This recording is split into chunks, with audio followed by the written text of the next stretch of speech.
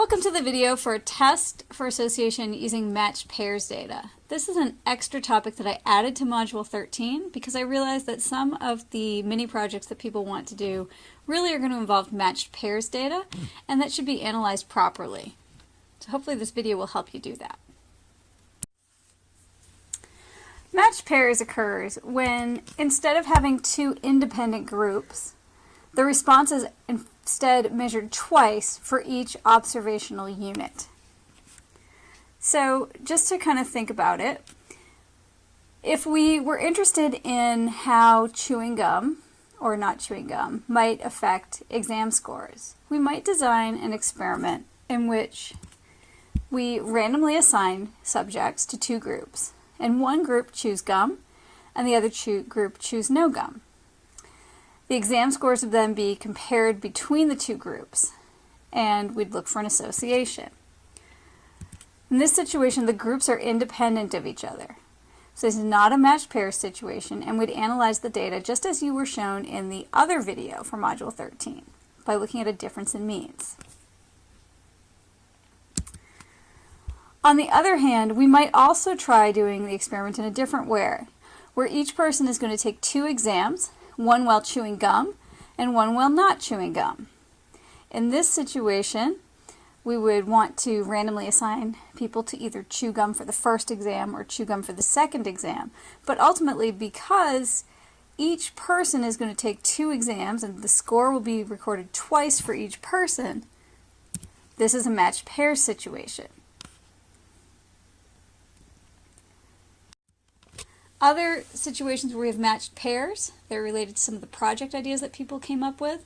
If we're choosing a list of items and we're going to find the price of each item at two different stores, because we have the price recorded twice for each type of item, we would have matched pairs. Also, if we were looking at airfares and finding the price to fly to a particular destination and on a particular day, and recording that price for two different airports, then what we would have is we'd have matched pairs data because we're recording two different prices for each day and destination.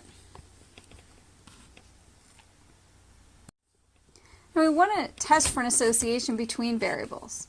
When we're working with independent samples, we saw in the last video that what we do is we calculate the mean response from each group. Then we calculate a sample statistic, the difference in means, that summarizes how big the difference is between the two groups. And then we did a randomization test for a difference in means to test to see if the difference in means is different from zero. When we're working with matched pairs data, instead of calculating the mean response for each group, we start by calculating the difference in response for each unit in our data set.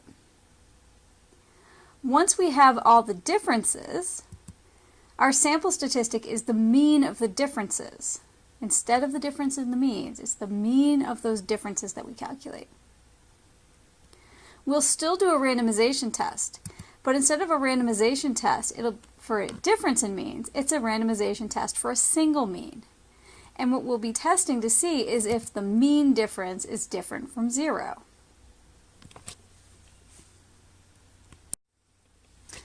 An example, we want to know, is the price for car service higher at dealership A than at dealership B? To find out, we chose a bunch of different services and recorded the price to have each of the services performed at both dealership A and at dealership B. Here the services are the units and the responses are the prices. Now, the next thing we do is we calculate the difference in price between the two dealerships for each of the services. So, where we have a higher price at dealer A, we're going to have a positive difference. Where we have a lower price at dealership A, we have a negative difference. And remember what we want to do, our sample statistic is going to be the summary of how big the differences are. And so we're going to calculate the mean of the differences, which is $1.04. and that is our sample statistic that we're going to use to measure how big the difference in price is between the two dealerships. Now, to set up our hypotheses, our null hypothesis is that there's no association between the explanatory and response variables. That is, that the mean difference is equal to 0. The alternative is that there is an association between the explanatory and the response variables. The null hypothesis, then, is that the mean difference in price between the two dealerships is 0. There's no difference in price. And the alternative, because we want to know if the price is higher at dealership A than at dealership B, is that yes, the price of service is higher at dealership A than at dealership B. There's our alternative hypothesis. So to find the p-value, so we know whether or not we can reject the null hypothesis, we are going to use a randomization hypothesis test for a single mean and stat key. What we need to do is we need to edit the data and we need to enter in the differences for our data. So you can see I've done that here.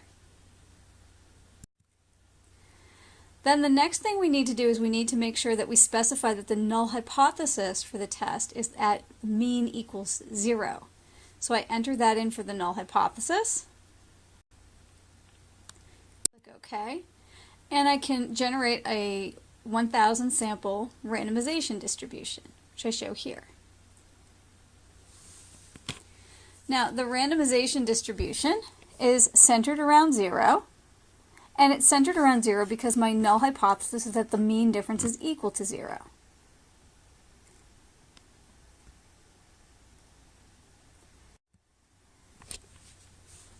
Can we find the p-value?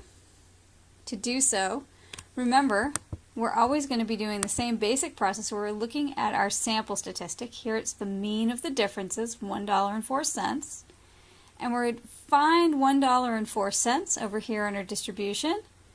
And we'll be trying to figure out what proportion of the dots in this distribution are at that value or further into that right tail.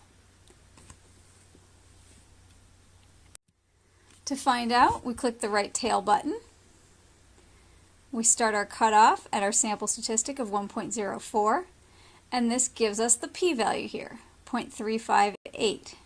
It's the proportion of all of these dots that are at 1.04 or further into the tail. So we want to make our conclusion. We have our null and alternative hypotheses, and we have our p-value of 0.358. That p-value is much too big for us to reject the null hypothesis. So we fail to reject the null hypothesis, which means that we do not have strong evidence in favor of the alternative. There is not strong evidence that the price of service is higher at dealership A than at dealership B.